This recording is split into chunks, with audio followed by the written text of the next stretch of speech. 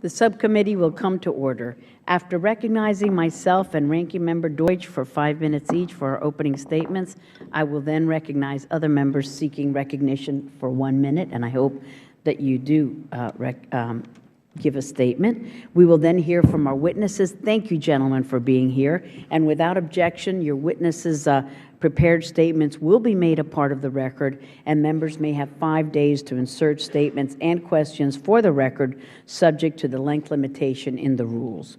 The Chair now recognizes herself for 5 minutes. As the conflict in Syria continues, the numbers become even more staggering every day. Over 100,000 killed.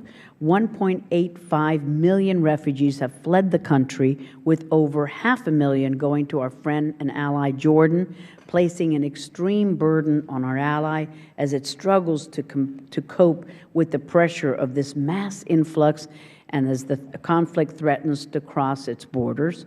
And an additional 4.5 million Syrians have been internally displaced.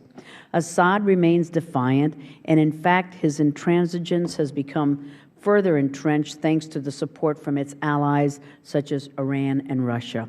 Iran, along with North Korea, has been cooperating with Syria and the Assad families for decades now, aiding Syria with its nuclear and chemical weapons program, as well as its ballistic missile program. Damascus is Iran's linchpin in the Middle East. Tehran reportedly helped finance Syria's secret nuclear plant, designed and built by North Korea and destroyed, thankfully, by the Israelis in 2007, and has also been linked with helping Assad expand his chemical weapons stockpile. According to assessments by U.S. intelligence community, it judged with high confidence that chemical weapons were used by Assad on numerous occasions against the opposition, further amplifying the threat to the region and our national security interests.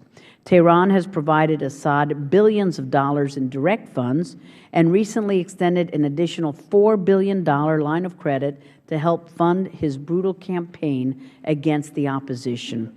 Iran has sent military advisors and personnel to help Assad.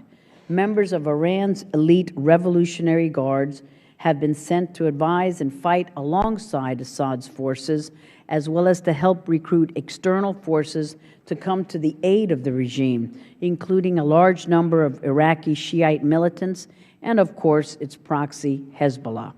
The Obama administration continues to take the misguided approach that negotiating with Tehran will bear fruit, but the actions of the regime say otherwise. Due to the lack of urgency on this administration's part to prevent Iran from becoming nuclear capable, I am also concerned that it is not giving the Iranian threat the priority and the immediate attention it requires. Last Congress, I authored and the President signed into law the toughest sanctions yet on record against the regime in Iran. Later this afternoon, the House will vote on, and we hope pass today or tomorrow, Chairman Royce's and Mr. Engel's Nuclear Iran Prevention Act, which will further strengthen sanctions against Iran and send the Supreme Leader a message that a nuclear Iran is not an option. So it is perhaps fitting that we are here today discussing this subject, especially with our distinguished panel of experts. But as we all know, Iran, along with Russia, has been a key arms supplier for Assad's forces. There are daily flights from Iran to Syria filled with arms and supplies for the regime. These flights continue to fly over Iraq with near impunity, and the United States must do more to urge al-Maliki and the Iraqis to interdict and prevent these arms deliveries from reaching Syria. The Iran-Syria Nexus has very serious complications and consequences for our friend and ally, the Democratic Jewish State of Israel. The conflict is threatening to spread to Israel's borders, and the fear of Assad's chemical weapons being moved and falling into the wrong hands is very real. Yet the Obama administration, prodded by some in Congress, has decided to send small arms and ammunition into the war zone. I have always been and continue to be opposed to arming any rebels in Syria. I remain opposed to doing so. Instead of sending more arms, we should be looking at ways to stop the arms flowing into Syria from Iran, from Russia, and we should be looking at breaking the Iran-Syria Nexus. We must keep the pressure and increase sanctions on Iran and Syria.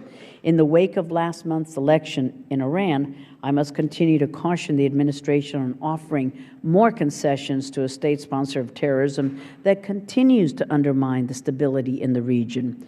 No concessions and no waivers should be issued by the Obama administration until we see concrete and verifiable proof that Iran has begun to dismantle its nuclear program. I must reiterate that this new leader is not the moderate that many have been so eager to believe in Iran. It is the supreme leader who still calls the shots, and his nefarious ambitions have not been altered.